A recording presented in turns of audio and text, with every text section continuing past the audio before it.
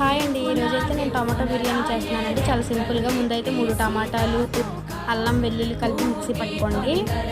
తర్వాత అయితే కుక్కర్ పెట్టుకోవాలి. 2 టేబుల్ స్పూన్ నెయ్యి, 3 టేబుల్ స్పూన్ ఆయిల్ పోసుకోండి. ఆయిల్ హీట్ అయిన తర్వాత హోల్ బిర్యానీ మసాలాలు వేసుకోవాలి.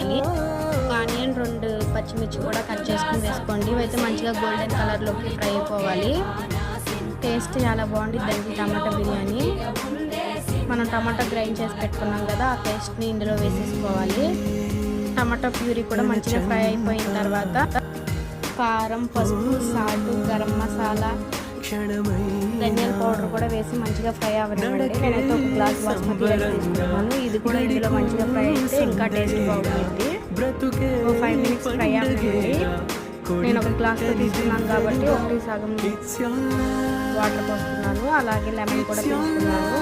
అలాగే కుక్కర్ పెట్టి 3 విజిల్స్ రానివ్వండి. అంతేనండి, సింపుల్గా టమాటా బిర్యానీ రెడీ. టేస్ట్ మాత్రం చాలా బాగుంటుంది. వీడియో కూడా నచ్చితే తప్పకుండా మీ ఇంట్లో ట్రై చేయండి. వీడియో నచ్చితే లైక్ చేసి సబ్స్క్రైబ్ చేయండి.